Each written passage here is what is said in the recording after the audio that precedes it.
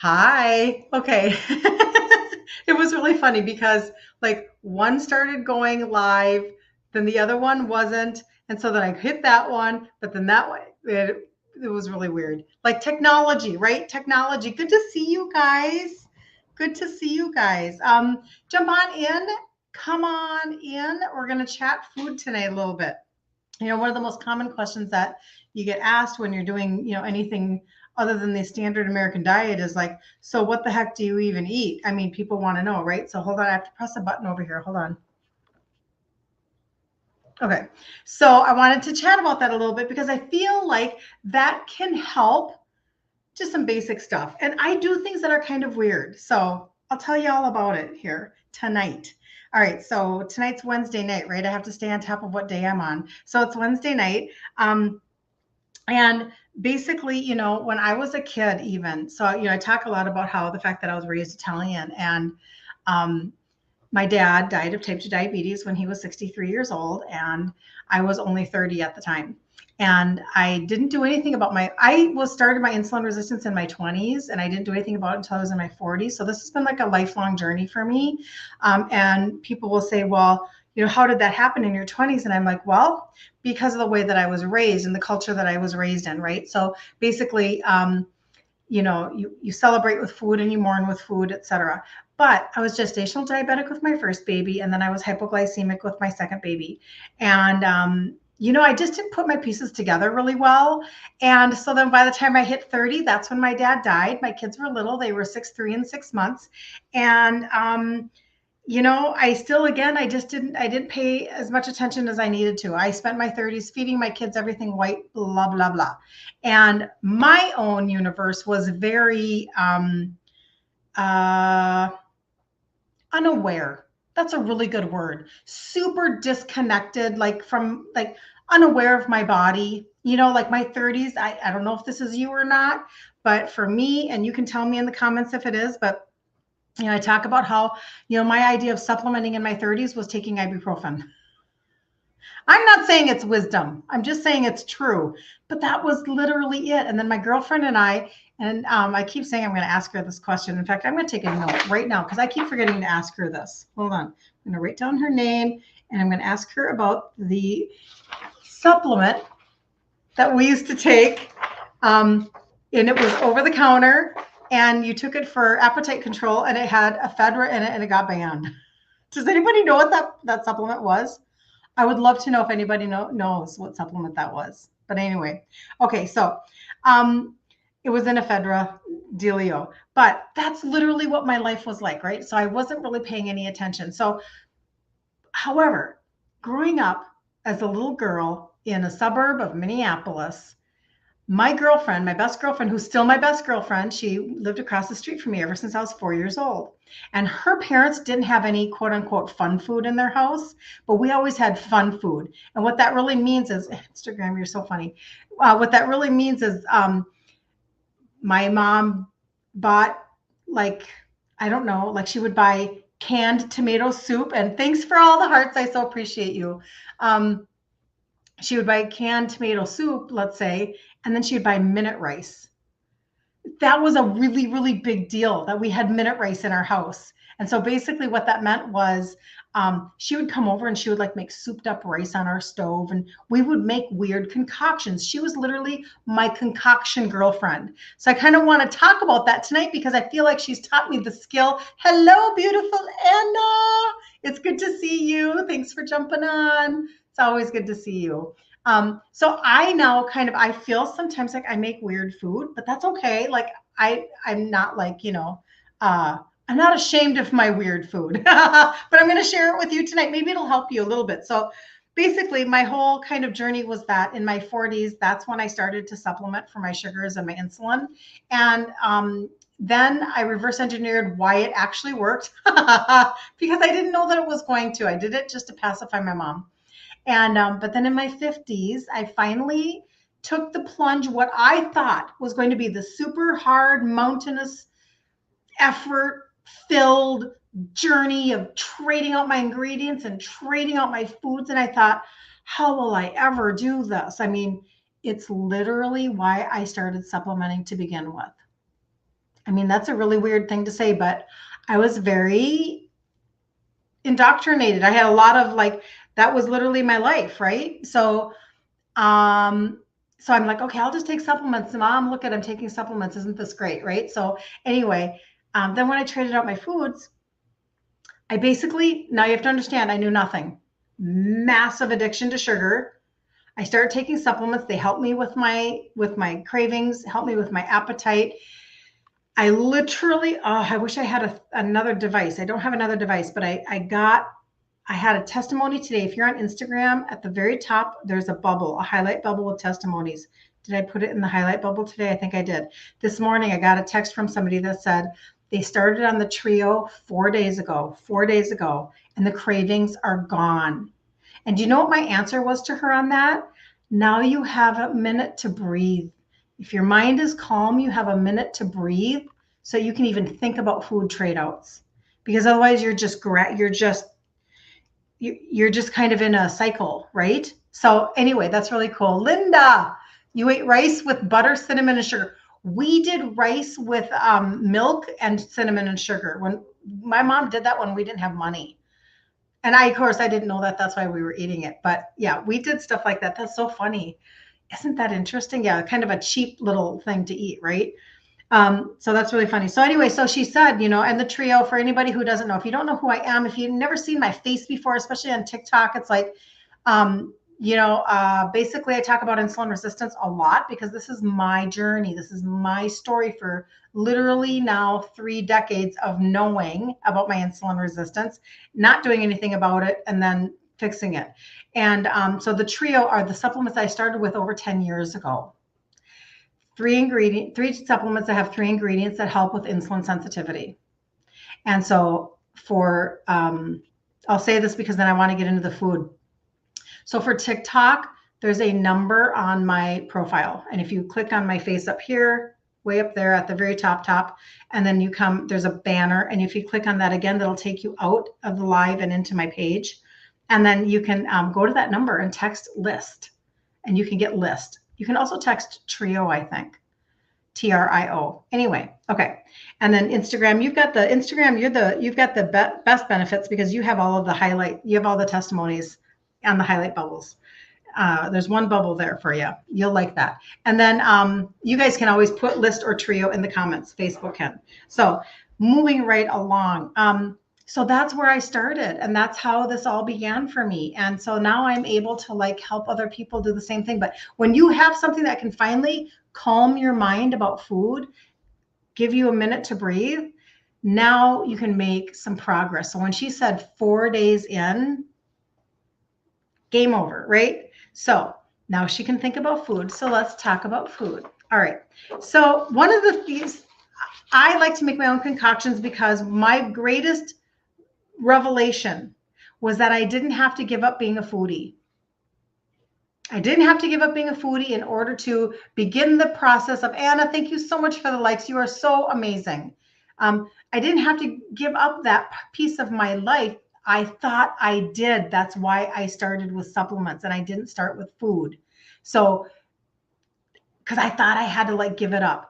Then I realized, oh no, I can just trade out the ingredients to the foods that I already love. I can actually figure this out. So I started to just be like, okay, so what are the things that I like? And I'd start trading out ingredients. And that kind of led me to a road where I'm like, oh, well, I don't have to follow anybody else's rules. I can just make things up. So, if you ever watch Top Chef or whatever, and they deconstruct food, well, that's kind of what I did. I'm like, what are the flavors? What am I actually wanting in this, recipe or whatever? So, one of the things that I really do like to do is I miss bananas, or I miss the banana flavor because I'm grain free, I'm sugar free. I eat blood sugar friendly foods. My results come like I said, I started with supplementation and then I changed out my ingredients, and I have gone from a 2X down to a large in my 50s after my cycle stopped. So I hope you can hear that there's hope in this conversation for you too. I didn't even start until I was about 51 trading out my foods, and I'm 59 now. So there's so much hope. I want you to like get your hopes up. I want you to feel encouraged. And it's not just all about, me giving you little tips and tricks. Like I have a Facebook group, I have a total support system, like I have a total way of keeping up with my customers. I got all the stuff, right? Because I want you to win at this. Nobody's more shocked than I am that I eat grain-free, sugar-free. Nobody's more surprised than I am. But now with the results that I have of how I feel, I don't ache. That's such a big deal. So the first thing is that whole banana flavor. So, when you want like breakfast food or whatever, and you're missing maybe French toast and etc. So what I started to do is I started to make what I call sweet eggs. And I know some people really like, if I ever post about this, like on a reel, people freak out. They're like, oh, yuck, that's so gross. And I'm like, no, it's not. It's really not. Think about what you're doing. You're taking bread and you're whipping up your little eggs with a fork. And most of the time, like maybe you even have vanilla in there. If you go to a restaurant and you're putting powdered sugar on it, you're already doing a sweet breakfast, maple syrup, right? So I just take scrambled eggs and I add liquid stevia, or you could do like a liquid monk fruit. And then I'll do like banana extract and maybe even cinnamon, and literally make that as a scrambled egg. So like a bunch of scrambled eggs. And of course I'm focusing on high protein, very low carbohydrates, as you can imagine. Because what is the goal? The goal with insulin resistance is to keep your blood sugars from spiking, because when your sugars and or your insulin is high, you can't lose weight. And we're not being told that piece of the puzzle. So as women, especially, it's just the majority of my customer base are women. I have male customers too, but for us, it's like really frustrating because we've been so trained to diet. We've been so trained to think of Jen O'Malley. Good to see you. Thanks for jumping on, you guys. How fun. Thank you, thank you, thank you. So fun. We've been trained to diet. And so we feel like we hit our 40s. You can tell me if this sounds like you or if this feels like you. You slide into your 40s and things aren't working anymore that used to work. So basically that means that maybe you used to count points, maybe you used to live in a calorie deficit, you used to be able to like work out and lose the weight and have no problems and whatever, or whatever it is for you. But that advice isn't working anymore. And a big reason why that is because if you're insulin resistant and you don't know it, you're literally on a hamster wheel, and you're going to stay on this hamster wheel until you deal with your insulin resistance. You have to deal with it. So when I started doing that 10 years ago, praise God, because it set my body up for the ability to actually lose weight, which was the goal, right? Like I didn't necessarily care about being healthy. Like I didn't consider myself unhealthy. I wasn't putting together the whole diabetic universe, even though I should have, because my dad was type 2 insulin dependent. Like he was putting insulin injections in his belly twice a day. So, but what do we want more even than that? Sometimes we want to be a different size. So for me, I had to learn that was a piece of my puzzle, right? So get that insulin and that sugar down. So sweet eggs. Would anybody else eat that? Am I the only one? Am I weird for wanting that or for eating that? So many people they're very opinionated about their eggs. So I would love to know if anybody, Mississippi, that's fantastic. Welcome, welcome. I love that. I'm in Minnesota, and I have been all my life. My dad owned Italian restaurants here in Minneapolis, and I grew up that way with a dad that was a business owner. And so, like I said, food was the deal. Anna, you're so amazing, Anna. Thank you. I appreciate you. So anyway, so the first thing would be, so got to pass on sweet eggs. See, okay, so Gigi's she's not having it. Not having it. It's actually one of my favorite things to do. Okay, so I'm weird, and that's good. But somebody else out there might think that's kind of interesting. So the next one is, okay, so there's been like this cottage cheese trend going around, and I don't know that it came from the cottage cheese trend necessarily. However, you make Maria's version of sweet eggs. Oh, Beth. Oh, Anna, you love sweet eggs. Very good. Um, I'm going to have to look that up because do you know I love Maria so much, but I don't necessarily know what she does with that. I wonder if she influenced me and I'm not remembering that. I love to give her credit every time that I talk about stuff with her. You love my content and wisdom, just passing on the sugar eggs. Oh, you're amazing. Thank you so much. You're so sweet. Okay, so the whole cottage cheese thing. All right, so when I was a little girl, like we made fluff. Did you ever all make y'all? I'm from Minnesota. I don't say y'all, although I think I do. You ever make eggs or not eggs? Do you ever make fluff? Do you know what that is? That's where you take a container of Cool Whip and you mix it with a container of the fluff, Eve, yes, container of Cool Whip with a container of cottage cheese and a box of sugared Jello. Of course, you would never buy the sugar free. Fluff is delicious. Jello powdered. And then you would take like a can of pineapple and you would drain it and add it in there. And you would call that a salad as if it had any healthy point to it. I suppose the cottage cheese has protein, and that's what literally we brought that to everything. And then when I got married, that was the thing that I brought to every like holiday. So Thanksgiving, Kirsten's going to bring the fluff. Christmas, Kirsten's going to bring the fluff. Like that was my thing for a really long time. Well, of course, it's just a lot of sugar, right? A lot of Cool Whip and Jello, blah, blah, blah. But now what I do is, so I have these protein, and anybody, you can do this with any protein powder that you already use. I have protein pods that that are strawberry, chocolate, or vanilla. So for me, it's the strawberry that brings back the childhood memory. And so there are these pods that they have like a vegetable casing on them. You put them in liquid so that they can dissolve, and it's like super convenient. And they're like sweetened with stevia. You guys are really, really good. And they're really clean ingredients. On Facebook, you could put pod, and I could get you that link. I'm trying to think. Instagram and Facebook, you'd have to text it to me in TikTok on the number on my profile. And Instagram, you can just message me. Anyway, and so I'll take I'll open it up with a knife and I'll take a half of one strawberry and I'll add it to cottage cheese. Now, I could take this to another level and I could add whipping cream to it. But for the most part, just the cottage cheese and the protein, the flavored protein of strawberry really satisfies that for me. So I don't know if that sounds weird to anybody, but I really do. It brings back for me a childhood memory. And I think what I want people to take away from that is not so much that you should do the same thing, because you might not care. But there are childhood memories that you have that you can recreate somehow that you would be really happy about. And you just have to take a little time, a little bit of brain space to think about what is it that really would bring you back, and then how do you recreate it? Because it's literally as easy as that. I'm just telling you. Okay, so the next one. What I do is, and this isn't weird, but it's something that I just don't think that I would have necessarily thought about. So I do talk about like Lily's chocolate a lot. I don't know, have you guys tried Lily's chocolate? It's so, so good. But even when you're on your weight loss journey, so like I've gone from a 2X down to a large, like I said, and now my next goal is a medium, right?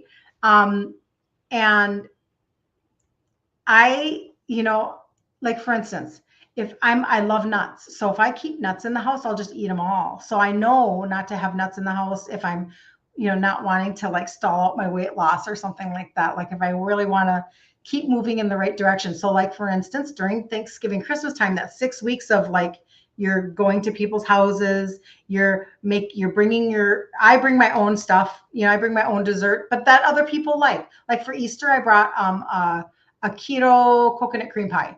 Okay. And everybody loved it and they ate it and it was great. But I bring my own stuff. So during Christmas, between Thanksgiving and Christmas, I ate a lot of almond flour.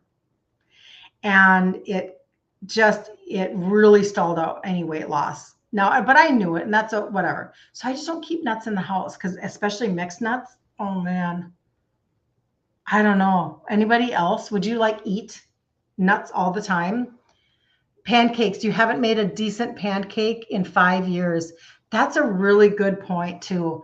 Beth, I don't even know that I necessarily have an answer for you on that, but that would be worth it for you if maybe you've already tried a lot.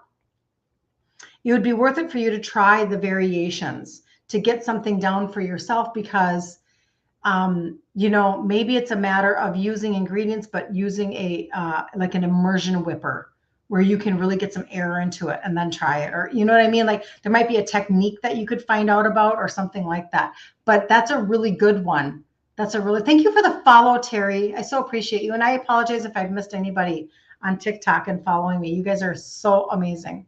Such a great audience. Anyway, so where was I on that one? Okay, so Lily's chocolate would be one for me. So you can go to Walmart, you guys, and Lily's has like amazing flavors. Now you do have to be a little careful because not all of them, thanks for the hearts, not all of them are created equal. Meaning, you want to think that a brand has good ingredients, but then every now and then they throw in something that's not.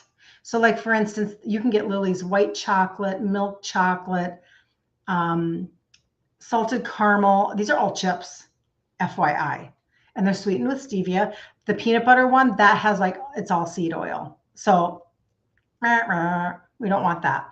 But if I could every day eat like a Lily's white chocolate bar in the baking section, I would.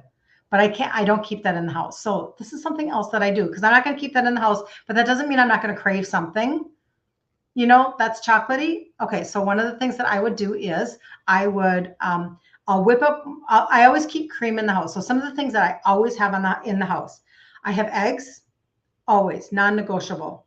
Like the last time I bought eggs, I bought 8 dozen, like from a local farmer. And so eggs, egg whites, because out of egg whites, you guys, I can make the Maria Emmerich sugar-free chocolate pudding. If you don't know about that, that is a great pudding. It's high protein. And so that's another one that I keep. What else do I keep on hand? Cream. And I try not to do a lot of it because, again, it can slow your weight loss. Okay. But I'm still not dairy-free. String cheese is a good thing to have on hand. But when it comes to cream, I'll whip up real whipping cream, which my mom did teach me to do that. Like she was a home ec teacher.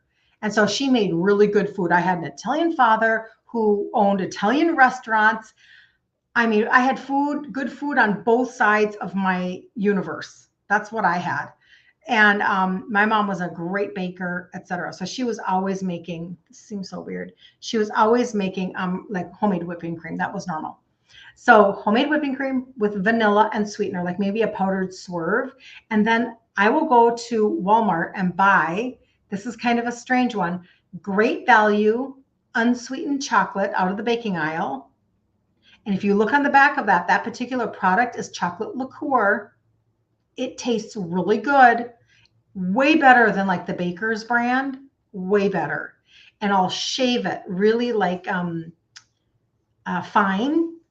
And I'll have the whipping cream and I'll mix it in and you don't even know that it's unsweetened because in your brain, you're thinking, wait a second, that needs to be sweetened chocolate. That's going to be bitter. But when you mix it into the whipping cream, you don't notice it. You just don't. It's really, really kind of nice because then you feel like you're eating like a chocolate chip whipped cream. So that's just a trick that I do. And then has anybody heard of pork panko? Has anybody done that? I would love to share about that because once I found, oh, Beth, you're awesome. Join Kirsten's Facebook group with the many recipes. You're awesome. You understand about the nuts?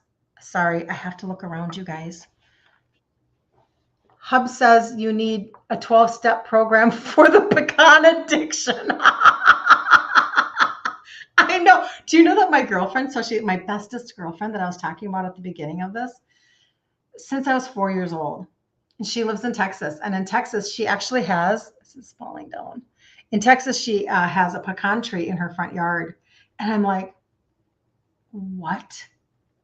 That's possible? Like, I didn't even know. I love pecans so much. And yes, the Facebook group is on my site. So Facebook, you could put group and I can get you the group link.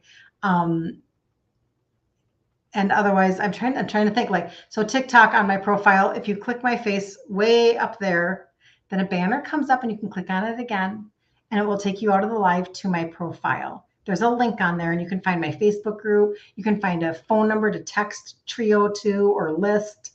You can do lots of different things and I will talk to you guys. Pecan trees everywhere here. Oh, they're so good. I'll tell you about the pork panko and then I'll tell you what I've done with pecans before. I think this will be of interest to some people. So pork panko is basically pork rinds that are shredded. Is that the crushed? The crushed. And I go to Walmart and there's a pork panko brand. They have flavored ones, but they usually have crappy ingredients. So I pick the plain and I season them myself. But when you use that as a breading, like for chicken wings and you put them in the air fryer, crispy and freaking amazing. Amazing. And I think like a tub like this is $6 something at Walmart, but I can get quite a few like dinners out of that, you know, for chicken wings for my husband and I. I'm trying to think if I know of any other brand on that one. There are definitely brands that are fine and they've got good ingredients on that. But that is definitely a good hack because then you could also take that and you could bread like chicken tenders. You could bread whatever you want and put it in the air fryer and have crispy, you know, whatever. You're in Texas. Your brother has 50 acres. Oh, hold on. I'm going to push you up just a little bit there. Oh, fish cakes. You could totally do that. Hold on. I want to make sure this is fine. Okay, so I'm going to move you over this way. He has 50 acres of pecan. Oh, 50 acres of pecan trees. Are you kidding me? I have to move to Texas and get a pecan tree, you guys. I'm going to have to put this on my list. Wow, that is amazing. Okay, and then you make fish cakes and use the crumbs. So good. Do you use the pork panko for that? For fish cakes? I would love to know. Panko makes good mozzarella sticks. Oh my gosh, that is such a great idea. I have not even thought about that. Just freeze them before you air fry them. You guys, this is like the best suggestion I have heard in a very long time. I have string cheese sticks right now that are mozzarella in my refrigerator. I could freeze them, pork panko them, and put them in the air fryer. Boom, my head. You guys are brilliant. Thank you for that. Thank you. Thank you. That is amazing. Okay, so then the last one that I'll tell you about the pecans. This isn't weird, but this is, and again, see, I can't keep this in my house, but if I could, I would. So I will buy pecans, just even the raw pecans at Costco. They don't even have to be like the major, you know, they don't have to be roasted, toasted, nothing. I'll take pecans and then I'll take coconut oil. And coconut oil, you melt it and in the microwave, and then you add to it like your sweetener and salt. And then you mix up your pecans. You can even add Lily's chocolate chips. You can add cinnamon. And when coconut oil gets cooled, it's firm again. So you mix it all together. You can toast your pecans if you want to, if you want that flavor, but you don't have to. And then you put them on parchment paper and you put that in the freezer. And you have like pecan candy that you can pull out of your freezer. It's really good. Pork or you crush your own. That is such a great idea. I just think that is such a great idea. So anyway, so that's what I do with that. I love pralines. My mom, when we ate ice cream growing up, my favorite ice creams were very influenced by her. Praline pecan, butter pecan. I'm trying to think. It's been a long time since I've had those. Anything with maple. Yeah, pralines are freaking amazing. Yeah, something that I should not like if there was a sugar-free version, which I know you can obviously buy, that's not something I should keep in my house. And that's like a little side note. Like if you go to the store and you buy Russell Stover, actually the sugar substitutes that they use in Russell Stover are very spiking of your sugars. It's not a good sugar substitute. I think it's maltitol and it really spikes your sugars. So you don't want to do that. You perfected a praline recipe before Thanksgiving. Well, I would like to know about that, Beth. I would very much like to know about that praline recipe. Unless it's a big secret. Yeah, yeah. She's saying she should not eat those then, the Russell Stover. You are so much better off. Listen. Okay, so if you go into Walmart in the baking aisle, Lily's, Lilys, has baking bars like semi-sweet milk chocolate and white chocolate, or they have chips, okay? Different flavors. But then you can also go to another section of Walmart and you can go to the candy aisle and go down to where like I'm trying to visualize the candy that I'm trying to think about. Is it Ghirardelli bars? Lint, maybe the Lint bars, Lindt, where then in the big candy aisle, they'll have Lily's bars, like candy bars. So there are baking bars, candy bars, and then chips. And you can definitely take care of a sweet tooth like that if you're wanting something. Like every now and then I'll reward myself like that. But the Russell Stover is really bad. Pay attention to the different kinds of sweeteners. So I stick to erythritol, stevia, allulose, and monk fruit mainly. But again, it really matters if somebody's type 2 and you need to know your sugars, right? Is Swerve still okay in moderation? Yeah, it's so interesting because the thing is that I haven't stopped using Swerve, but I understand that they did switch out the ingredients a little bit. So I'm not as strict as some people are that are going to be bringing you information on here.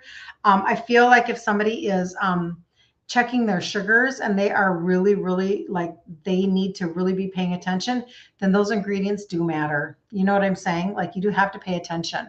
You got to be careful, but I am not. It depends on people's goals. I'm going to have to just say it that way. It depends on your goals, but I definitely still eat Swerve, and even though I know, and you do have to be a little careful because there are, like I said, with Lily's, you can find Lily's that are good, and then you can go to the peanut butter one and go, oh, it's got seed oil in it. So just be a label reader, and then you'll know. Or like with the pork pinko brand, the plain is fine, but the Italian one, turn it around and look at what's in there, and they just throw crap in there, and you're like, ah. So then go home and take your regular and add Italian seasoning. Do it yourself. I don't know why they do the things they do, but you're always going to be looking at different options no matter what. And then sometimes companies buy out other companies. So anyway, that's just me. I would love to share. I would love to test it for you, Beth. Absolutely. I will test that for you. You're not diabetic. You just believe this is a better way to eat for health. And it's 100% true. It is 100% true. And that's why, so this is where I kind of land on some of this. What's wrong with Swerve? So Anna, the short answer is that Swerve changed their formula.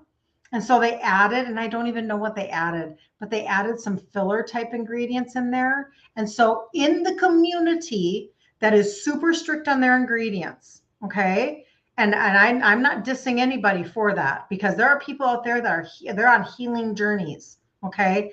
But they stopped immediately using that because they did not want that to hinder any weight loss. They didn't want it to hinder any healing. They wanted to make sure that they were staying as clean as they can. I'm not, I probably sound like a very strict person to the majority of the population for what I eat in my home. But yet on the other hand, to the clean community, I'm probably a little dirty on my ingredients because I will like just talking about like Swerve, if I go to a restaurant, I'm not going to ask them if the strawberries are organic. Am I going to buy organic fruit here? Yeah, I am. I'm going to do, because I only eat berries. So I'm going to want my berries to be organic. And I'm going to want, any greens to be organic, just because those are, just think about how fragile they are. Like they're going to like ingest the pesticides, right? But I'm also not going to like, I'm just, whatever. I'm kind of an in-between person is really all I'm trying to say. Oh my gosh, thank you so much for sharing. You are freaking amazing. Thank you, thank you, thank you. So yeah, Ruthie, she says that she gets gastric upset with Russell Stovers. And that tells me they are not the best. Yep, it's true. I know. It's that maltol, and you have to look at, it's the same thing when you go to the ice cream section. So let's go to the ice cream section here together for just a second. When you go to the ice cream section, you can go and like Carb Smart from Breyers. Not the best choice for ingredients, and it might give you gastric upset. Sarah, you shared. Thank you, Sarah. You're amazing. It's so good to see you. I love it when you come across my Facebook feed. So good to see you. So I'm trying to remember the sweetener that's in Carb Smart, like by Breyers, and you may not have Breyers, so I don't know. But it's not the best.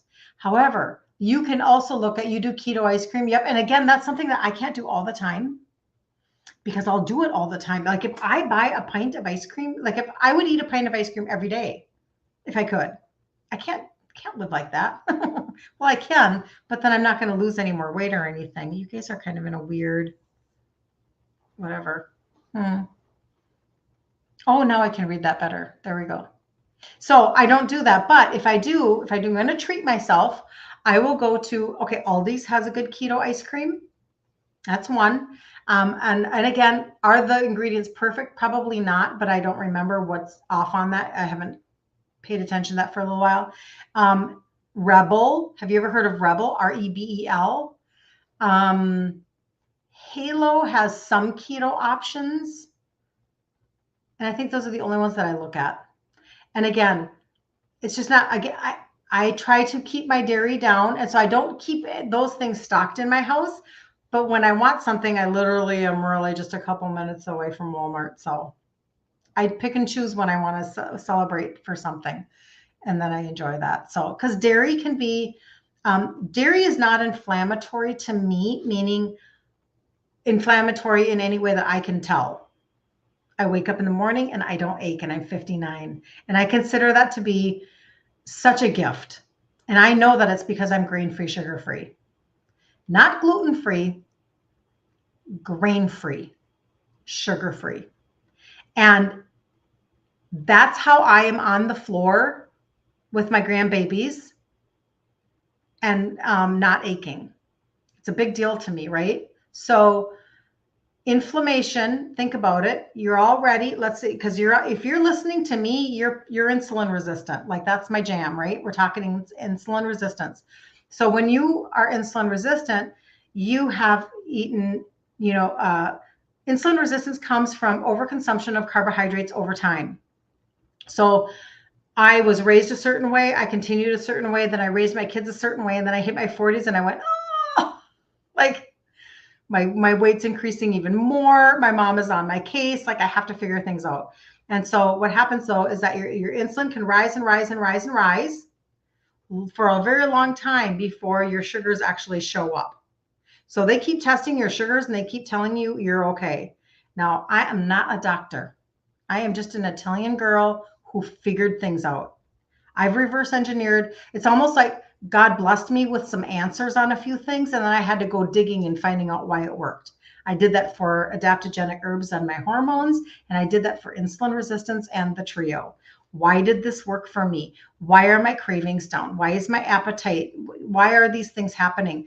Because I feel like I was just so very unaware and I was not assessing myself at all. So anyway, so when your insulin is really high all the time, because your pancreas is doing a really good job of trying to get everything to like simmer down, your pancreas keeps putting out insulin, that's a lot of inflammation in your body. So you don't need extra inflammation. You don't want that, because that's really frustrating too. And so that's why sometimes, when you do start to lose weight, sometimes you can lose it a lot because you're losing a lot maybe on the front end because you're losing inflammation, you're losing water weight, et cetera, right? So for me, I go back to even in the Facebook group. So I have a Facebook group that's called Ditch Insulin Resistance for Women, and you can find it on my site. There's a blue button that you can click on, and for TikTok, it's you way up there behind my face. You can click on that and go to my profile. There will be another banner that'll come up. And you can get to my site that way. But there's a blue button. You can get in there. But I show pictures of when I was a little girl. And one of the pictures, I'm right around 8 or 9 years old, eating an ice cream bowl, digging out ice cream. And I was raised that way. And so I know that like my insulin resistance started really young, and my habits and my cravings and all of those things started really young. So by the time I was 40, I really did not think I could trade out my foods. That was not in my wheelhouse at all. But also too, my inflammation was really high at that point. And if you haven't heard like a lot of discussion on insulin resistance in general, insulin resistance is when your cell is resistant to the insulin getting fuel into your cell. So not only is the insulin going to store all that extra fuel as fat, because it's a fat storing hormone, but it's also going to leave you completely exhausted because now you don't have any energy in your cell. And so this is like a really big issue. And so everybody's on their own journey, balancing out certain things like inflammation, like trying to figure out what foods do not spike my sugars, what foods, how can I trade out the ingredients to the foods that I love?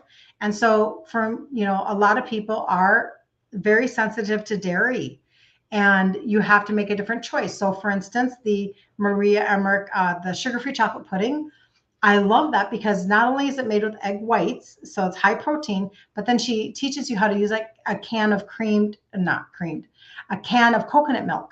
So it's a dairy-free option. Even though I'm not dairy-free, I appreciate that. So inflammation is a really big deal. And if anybody needs a significantly amazing, phenomenal turmeric, text me because I have one. And the reason why it's so amazing is because turmeric is actually not very available into your system.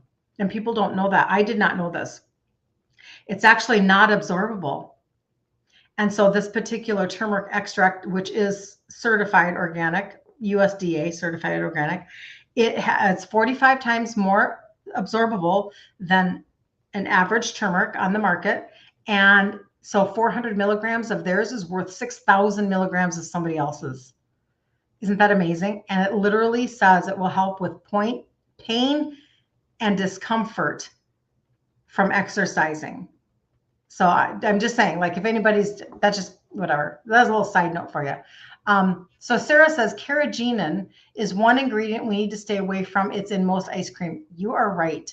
And I have not studied that a lot, but I do know that I've heard that. So not sure if you spelled it correctly. Yes, I don't know. It looks right though. It looks right. And I don't have anything I can look anything up on because all of my devices are being used. I don't remember what the derivative of that is, Sarah. Maybe you know, but it is some. Does anybody know about carrageenan? And it's actually in a lot of products. I think you're going to find it in a lot of,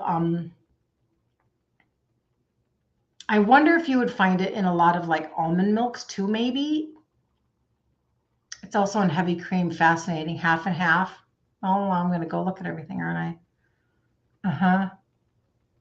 It's a thickener. Okay, that's a thickener. Interesting. I wonder why they would use that instead of like a xanthan gum or something like that. That's super interesting. Yeah, and there are things like that really mess up our guts. And, there are just certain pieces of this whole, that's why everything is connected. It's like it's the digestion and your gut and your pancreas and your liver. And you want this system to be working about 1,000 times better, because then you can literally take care of something. It's in organic heavy whipping cream too. Wow. What the heck, Beth? What the heck? It's in a lot of cottage cheese, except Daisy. Ooh, good tip. That's a really good tip. Thank you, Leanne. Except Daisy. I'm going to have to look at that one too. Why do they have to put the toxic things in to thicken? I know. I wish I understood that too.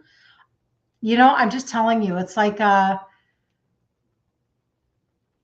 feel like maybe that's a reason why I'm not I do the best that I can, right? Like when we know better, we do better. But I'm not going to make anybody feel weird about being around me because that's not their job. It's my job just to figure out my own world. And I'm going to do the best I can without any, like, it's okay. It's just okay. Like, there is a point where you have to say, listen, I understand that I'm on this journey and I'm turning things around, which I am. So for me, I worked on my insulin resistance with targeted supplementation. That's the trio. Then I traded out my ingredients and I found out how to tweak and tweak and tweak and rein it in and change things and fix things for me. And I ended up going from a 2X down to a large. So am I living in perfection land? No. Am I living in progress land? Yes. Because if I'm going to be internally freaked out about absolutely everything, that's also not a great place to live, right? Because then sometimes it's like, because I don't have any, there are people who do have to pay that close attention, right? Because they have autoimmune conditions, because they have things that they're really trying to reverse that are very detrimental and very hard to live with, right? So, Sarah, you're so sweet. It's got to be a filter, Sarah. I'm just kidding. It's not a filter. I don't know. You're very nice. Thank you. Yeah, we all know why. Yeah, you're funny. It's true. It's true. We do know why they do it, don't we? Yeah. It's so anyway, so my point being that it's why I'm not going to, I'm so the anti-shame girl. So this is where I come from on this. So when people want to know, like, like if I'm DMing somebody and, or I'm texting with somebody, I'm in my DMs, I'm on the phone with somebody or whatever, it's really, really important. I really do believe that you can't heal a body in shame. You have to stop the shame. You have to stop beating yourself up. If somebody gives you 1,000,000,000 gazillion bazillion rules to every single thing you touch because of every single ingredient, I'm not saying that that's not doable, because for somebody who has a condition that has to deal with it, it's very doable. Stuff is doable. We can do hard things. But for the majority of people, my audience mostly, like Maria Emmerich works with people that have very deep wells of labs. Do you understand what I'm saying? Like they have stuff, and she understands how to help them with that stuff. I'm talking to the average person who is type 2, or you are or insulin resistant, or you might even be type 2 without a lot of complications, right? Because I'm not a doctor, but I do have an incredible sphere of influence of people who have been type 2. I'm the only one in my family that's not type 2, and I did it with supplements. I have a lot of obesity and type 2 in my family, and I've just done a lot of research because I'm a geek. So this is kind of how I roll on that. So I don't want people to live in fear or shame over every single ingredient. But what I do want you to do is I do want you to ask yourself every time you put your fork to your mouth, is this going to spike my sugars? Because that's really what you care about if you're trying to get your insulin resistance to turn around. So there is no balance in insulin resistance. Does that make sense? I would love to know if that makes sense. You, Sarah, you're so sweet. Mwah. Love you. That's really where that comes, what it comes down to. And I feel like a lot of my messaging in general is, oh, it tears up your stomach, Beth. Is that the carrageenan? Man, see, now that's a reason then to give it up, right? That's a reason to become a label reader for that ingredient and go, yeah, no, that's out of here. For Ruth, she was saying it was the maltitol. It really messes up her stomach. That's a great reason to become a label reader and get it out of your diet, right? But if something's not bothering you or whatever, like, do I have a seed oil in my house? No. But do I ask every restaurant if they cook that hamburger in seed oil? No, I don't. And it's not because I don't care about, there is the balance between, the truth is that my body is so fearfully and wonderfully made. It really actually can take a lot. I'm just reducing my toxic load as much as I can on every given day.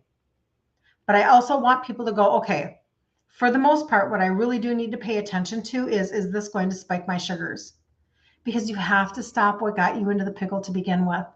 Because the detrimental effect as you go down the road, it's not pretty. It's just not. Type 2 is not pretty, right? It's not, it's hard. It's hard. And I talk about that a lot because I remember my dad. I mean, like I said, he was a traditional business owner and he would get up in the morning and this is when I was in my 20s and I was having babies. And by this time he's like, he's on the downward slope. Excuse me, because he's really having a lot of health complications. So he would get up in the morning and with his lazy Susan full of medication, inject his belly with his insulin, take his medication, and then he would have to wait until about noon before he would go downtown Minneapolis to his businesses because he wasn't really safe to drive, because you're not regulated yet. And if you're taking many medications that are interacting with each other, like your body is trying to figure it out, right? So that's what he would do like every single day. He'd be on the phone with his employees, he'd be on the phone with people doing business, but he wouldn't get in the car and drive yet. So that's where this can head, right? Nobody wants this level of lack of function, and then it went on to, all of the heart procedures and it went on to the dialysis and then he basically gave up is really what happened. So all I'm saying is, before it goes down that road, let's stop the sugar spiking so that your insulin can stop being like pushed out at high degrees to try to take care of something that your cells won't even take in anymore. Does that make sense to people? Do you guys understand that process? Does that make sense?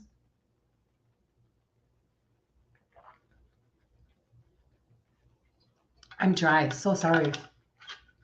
I hope that helps a little bit for anybody because the conversation of balance doesn't help anybody. We get pressured to live balanced. Geez, what do you do? That's not sustainable. You're not going to be able to sustain that. BS. BS. I know how I feel. You can't change my mind. I know how I feel. And I love the way I feel every day. I have no desire to go back. None whatsoever. So Sarah says that she works in the hospitals. This is going to be good, you guys. Hang around for this. I work in the hospitals and I am seeing type 2 spike more than ever.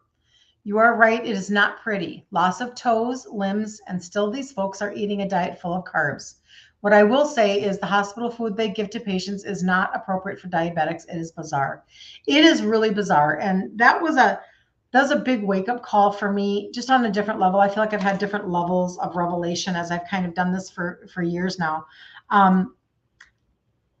Prior to the shutdown, my mom left her home of 50 years and she went into she went into independent living with dementia. And at the same time, then my brother ended up in medical places. He had a stroke. And so he had to be in, nursing homes, group homes, LTACs, ICUs, ERs, the whole thing.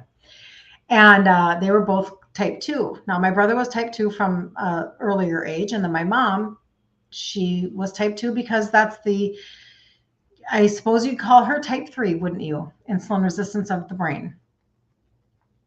And everywhere they went, both of them, this was in tandem, that this was happening. It didn't matter. Every single place I just mentioned to you. And then there's maybe 3 more that I'm not even thinking of. Not one of them, not one had a decent way of feeding anybody that was type 2. Not one. It was obnoxious. It was really bad. And I had no idea that they had no system in place. None. It was crazy. It was crazy. And I just was like shocked. Whatever the diabetic diet is that they would give them, I'm like, what? No. It was really bad. You're a beginner here, but I'm pretty sure you have insulin resistance based on symptoms for a long time. What do you suggest a good guide or suggestions on how you learn what spikes your sugars? So I'll just tell you, I'll give you a rundown of kind of how I view food. And then, that's so funny, Instagram does all sorts of fireworks and stuff. But then I do have things to help people. I do. Like when you get connected to my world, like my world is I have a Facebook group and I do a 5-day challenge every month at the beginning of every month because I want people to be able to take the month and then nail that month. Like let's start piecing train cars together until you get to the end of the year and you have like success. Like you can see the light at the end of the tunnel. And if it's losing weight, once you can bring your sugars and your insulin down, you are able to lose weight. And until then, you're on a hamster wheel. So it's a two-part conversation that I have. Somebody else might have a different conversation, but I have a two-part conversation. My first part conversation happens to do with targeted supplementation because even people who are type 2 and they're testing their blood, I have the testimonies. And so this has been going on now for a long time. So on Instagram, you can go to there's a trio testimonial highlight bubble. And you can go there and you can just read the testimonies on the trio of people's sugars coming down 30 points, of people who were type 2, stuck at their weight for 3 years, and finally they start losing weight, like 14 pounds in a couple of months. Like where it literally kicked their body, like it started their engine back up. Okay. I'm going to give you a tiny side note, and then I'm going to talk to you about exactly how I view food. The side note is this: the trio are 3 supplements that have 3 ingredients that help you with insulin sensitivity. One of them, when you get on my site, you're going to notice it's out of stock. I have stock in my home. So you can purchase the other 2 and then let me know and I'll get this to you. Or in a couple of days, I'm going to have complete trios that I'm going to mail out in their fullness. I'll have all 3 in a bag to mail out. So just know that I said something to you that's different, okay? And then just text me. Number's on my profile. My sites are on my profile. My number's on my site on my it's all there for you. You just text me and I will, or DM me and I will help you figure out any confusion that may have just taken place because a confused mind does nothing. And I don't want you to do nothing. That's not a good place to be. I want you to take action, right? Like, let's move forward. I'll start my next challenge on May 5th, 6th, Monday the 6th through Friday the 10th. Every day I'll go live and we talk about ingredient trade outs and we go into my pantry and once a month I clean my fridge. I'm moving at the end of this month, so I'll have a brand new fridge. I won't have to clean it. It'll already be clean. And we just have fun and we do recipes and there's stuff in there. Okay. So when it comes to food, I started originally not knowing nothing. I knew nothing, didn't know terminology at all. But when I decided to trade out like my foods, I kind of went paleo.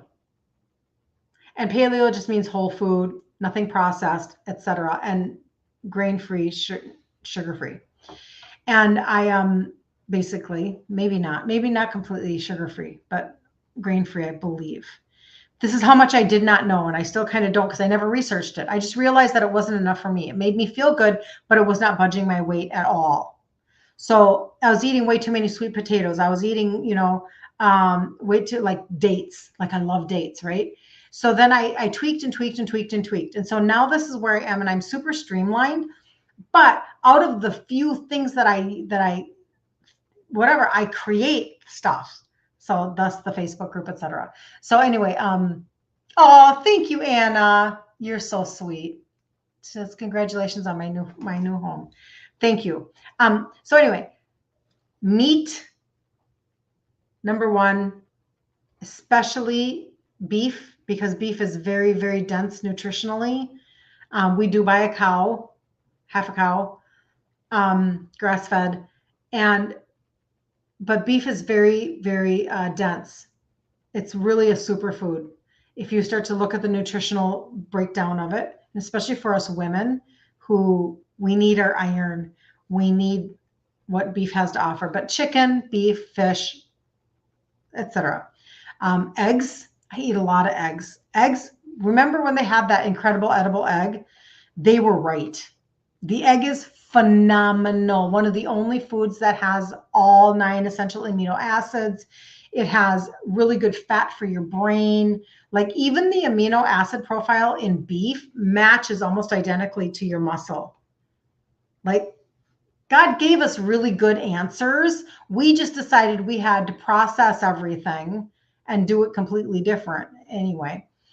So meat, eggs, full fat dairy. I'm not dairy free, but I do limit my dairy. Like I don't go crazy because I don't want to stall out my weight loss. And two, dairy because of the processes. Like if I was drinking raw milk, which I'm not, my daughter does buy raw milk for her kids though. But if I was, I probably wouldn't limit that because it's raw milk. Like again, considered like a superfood for kids. You know, it's like liquid gold. No, that's not true. The liquid gold is the breast milk and the raw milk. This is the conversations I have with my daughter. Anyway, I hope I didn't miss something. Hold on. I want to see if thanks for the hearts. You're so sweet. So meat, eggs, full fat dairy. My fruit, I eat berries. So a great way to get organic berries if they're too expensive in the store because it's not growing season where you live, go buy frozen organic berries. You can even get those at Aldi's. Like you really can find things like that. So I don't do any other fruit other than berries. And then when it comes to vegetables, mostly everything is green. I mean, I understand that garlic is white. Thank you for the follow. I so appreciate you. Garlic is white, onions are white, whatever. Peppers can be green, but they can be red and yellow. But if you follow kind of a green thought process, as opposed to anything that's starchy. So I don't do any potatoes. I don't do any, I'll do spaghetti squash, but no other squash. That's just me. So I've really limited in certain pieces, but then I just make a lot of stuff out of those. And so it seems to be okay. So greens, basically berries, full fat dairy, eggs, meat. And then I will do nuts and seeds. Now, I don't overdo my nuts because if I could every day make something with almond flour, I actually did today. I made a little bit of, I took organic frozen blueberries and I put them in a dish with a little bit of Swerve and lemon juice, mixed it up. And then I took like some almond flour and I mixed it with softened butter and sweetener. And I could have put cinnamon in there and I didn't. I didn't think about it. And I just crumpled it on top, kind of like a berry cobbler thought process, sort of. And I did microwave it. To be really honest, I should have put it in the oven and I didn't. I just was having a moment where I just wanted to quickly experiment with something. And so then I just did it. But if I did that all the time, it really stalls out your weight loss. But nuts and seeds, I actually really love spitting sun seeds. So I had to stop doing that about a month ago, just because, again, when you overdo stuff like that, it's just not, it messes up what you're trying to accomplish. So yeah, I tweak, but I practice what I preach. No shame, no shame. Just acknowledge, assess, and move on. Because we have so many tracks from our childhood. We have so much. I tell this all the time. So if you followed me for any length of time, you know that I say this, like being raised Italian, we were taught to eat. You're supposed to eat. Like eating is, it's not only just, like what you're supposed to do, but if you don't eat, it's like, what's wrong with you? You'll kind of like call forth the bullies, the food bullies, if you don't eat. Well, what's the matter? Are you not feeling good? Like, what's the matter with you? I mean, honestly, and then you try to explain to yourself, and then they like discount your explanation. Oh, no, it's okay. You can have a little bit. Come on, just a little bit. I mean, honestly, it's ridiculous. And then you just feel like you're pressured. And so then you just, whatever, right? You give in. You just want them to be quiet. Thank you so much for the follow. I appreciate that. But it's just ridiculous. So manja, eat, right? But then you gain weight, and then you're told to lose weight. And then when you lose weight, then you're told to not get too skinny. And it's this mind game that goes on. And so if you're like me, where I'm 59 now, but at the beginning of my 50s, when I was really starting to assess food, I just assume that everything is like a God thing for me because I'm not having these thoughts on my own. So for some reason, I really believe God helped me to like take a real true look at certain things and be able to just kind of go, huh, well, that's interesting. And then I would start asking myself questions like, I wonder where that came from. I wonder why I think that way. I wonder why that bothers me. I wonder why. And then I would kind of like note it like, huh, okay. And then I would just move on. And I got to the point where I'm like, I feel a certain way, so you can't tell me not to feel good. It's not okay for you to tell me not to feel good. So if it makes you happy to see me eat something that's going to make me feel bad, that's a you problem and that's not a me problem. That is for somebody. That is for somebody. I don't know who, but I feel like somebody needed to hear somebody else verbalize it's okay. I have to do a puzzle piece on TikTok. They make you verify that you're still on. I think people, whatever, it's weird. That's new. Anyway, and Sarah, I don't know if you're still on or not, but Sarah says, all the docs do is up their insulin. I know I can't, I hate it so much. I hate it so much. It's stealing people's lives and memories. Up their insulin, short and long acting, sad. They have no clue about nutrition. I know. Also, folks that may not be sure if they are diabetic need to be testing A1C. That is the test all. Okay, or the tell all. A1C, absolutely. But Sarah, if you're still on here, you may not be. What about fasting insulin? It's like all they do is test blood glucose levels. And, I mean, A1C for sure, but fasting insulin, it's like insulin is a hormone. You're here. Okay, so what about fasting insulin?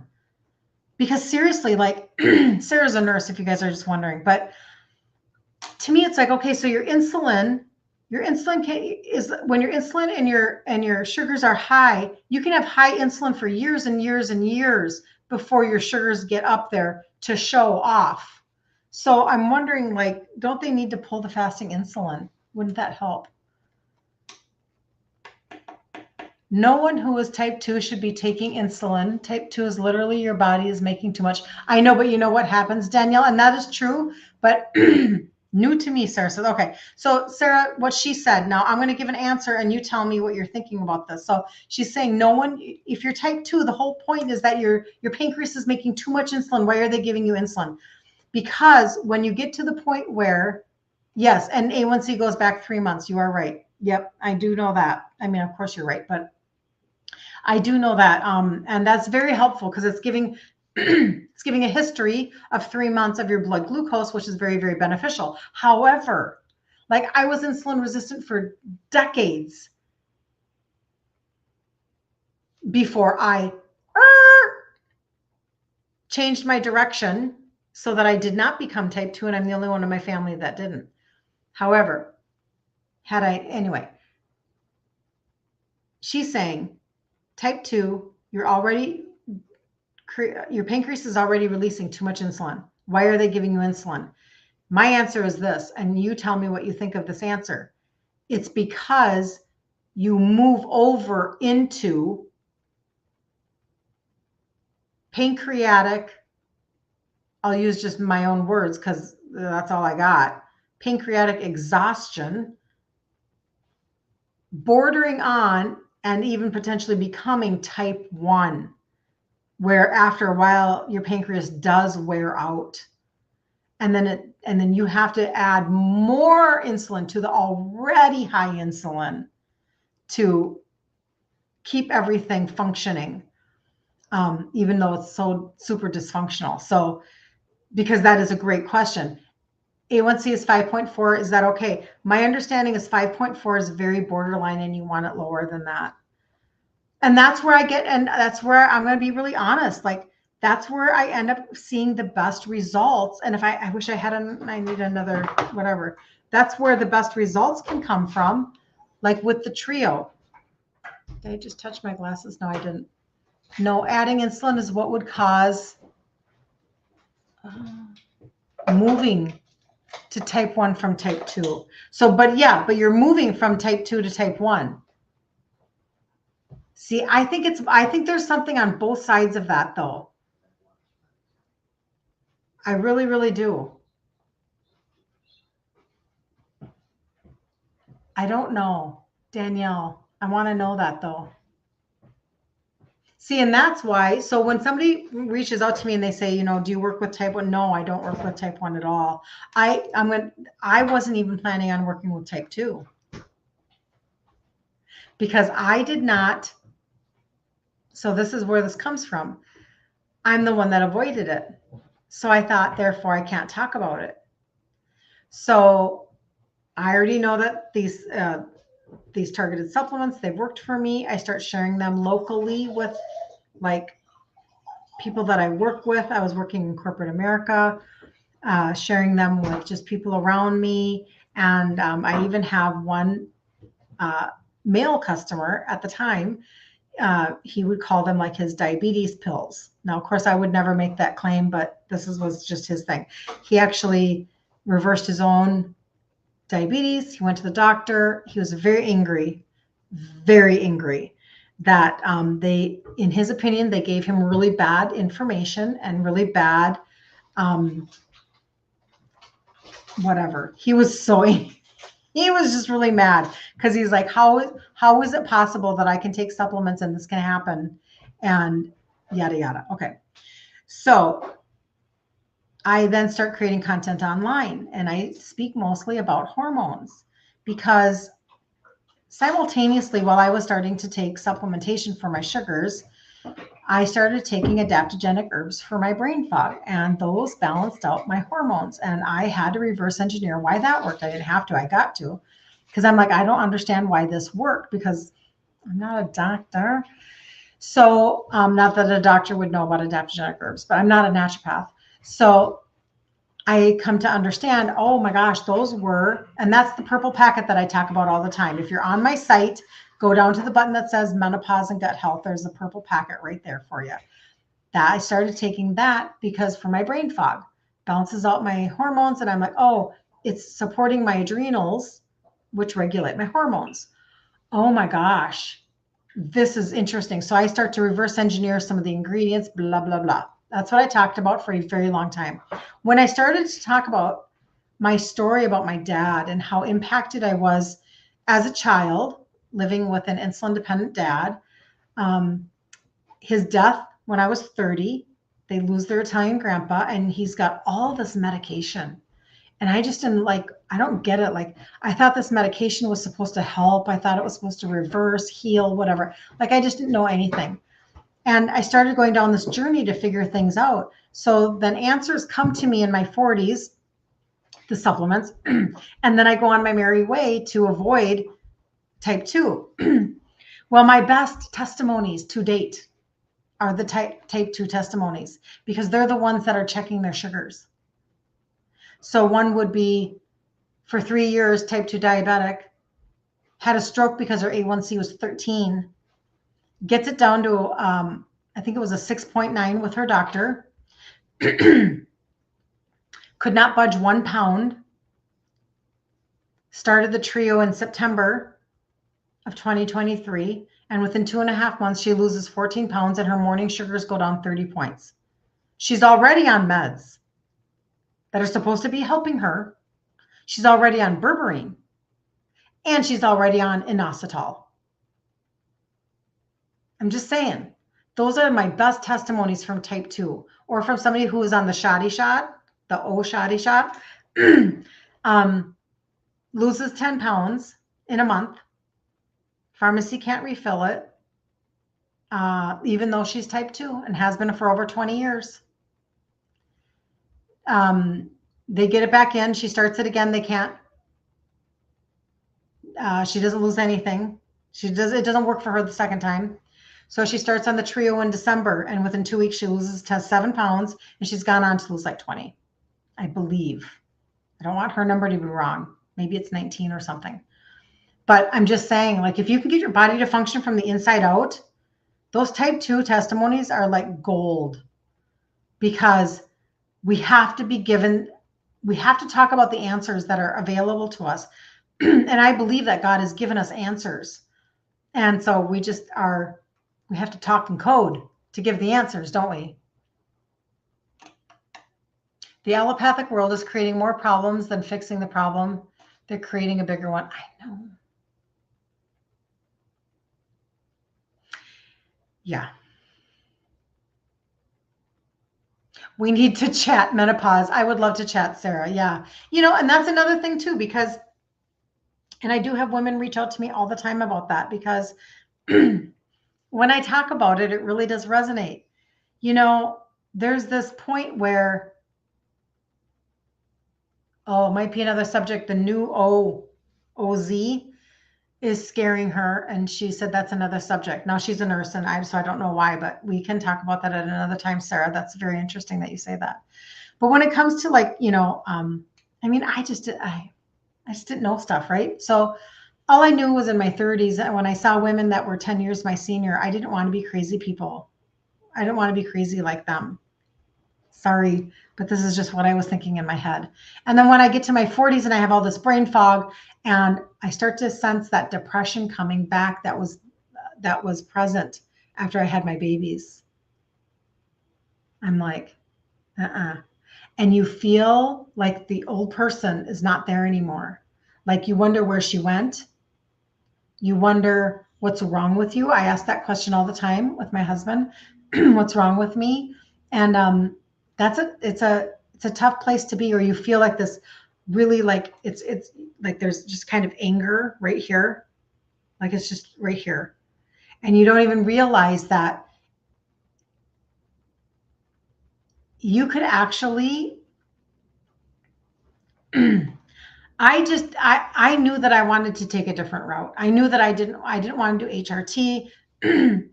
I just knew certain things, and I feel like my mom kind of led the way on that. And so when I experienced adaptogenic herbs doing something for me and switching everything around, I never looked back.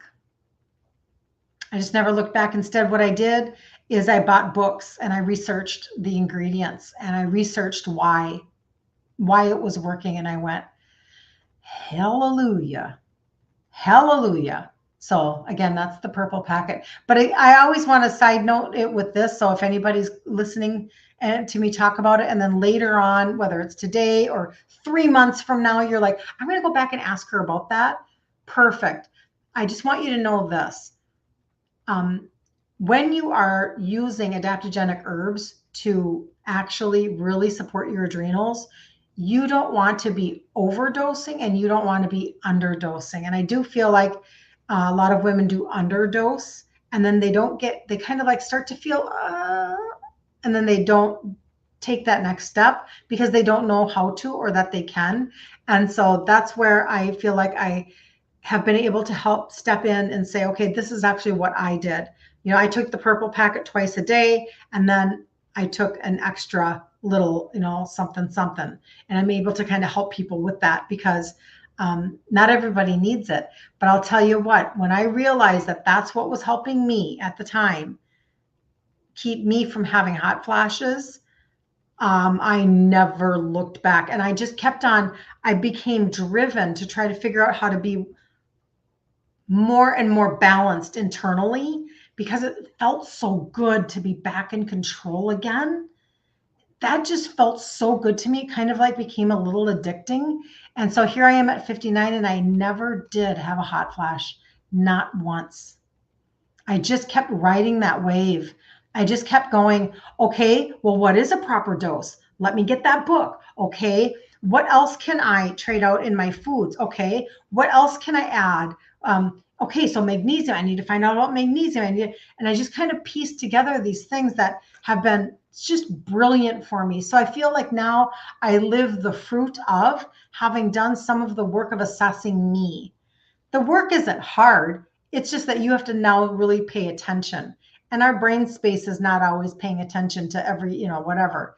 But when you're in the thick of it all, that's why I say, like with the trio, the testimony that came into me this morning by text, 4 days and my cravings are gone. That allows you to have enough peace to now finally make better decisions. Like you just need things to simmer down long enough. You just need that brain fog cleared long enough to be able to actually make a better decision, change your route, do something. Like you just have to have stuff lifted for just a second. And that's what I feel like those things ended up doing for me. I reversed engineered what was happening. And then I started to very sheepishly share for now a long time. It's been a long time. So I want to make sure I'm not missing anybody. Oh my gosh, thank you for sharing, Ronnie. You're amazing. Seriously amazing. Okay, am I missing anything? All right, does anybody have any questions or does anybody need anything? Because I am going to jump off.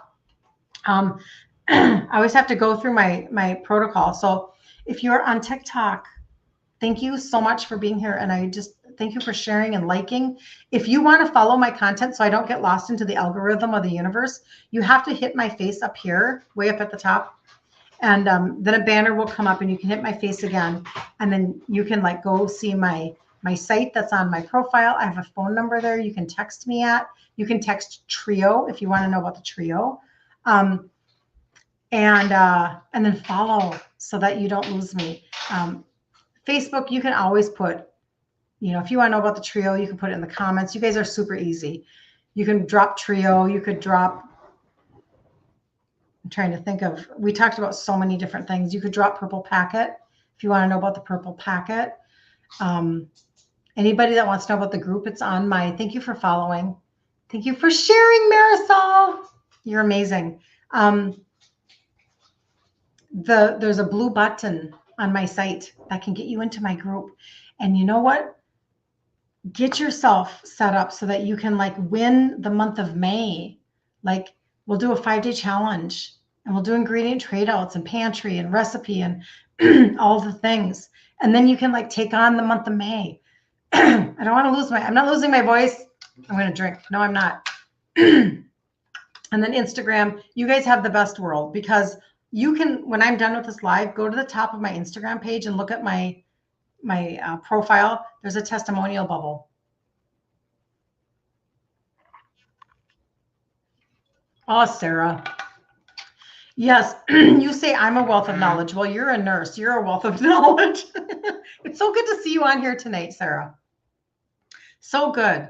So Instagram, you can look at the testimonies of the Trio. Just filter through them and get your hopes up that something else can shift for you. Something can change for you. Listen, if you can't get your insulin and your sugars down, you can't lose weight.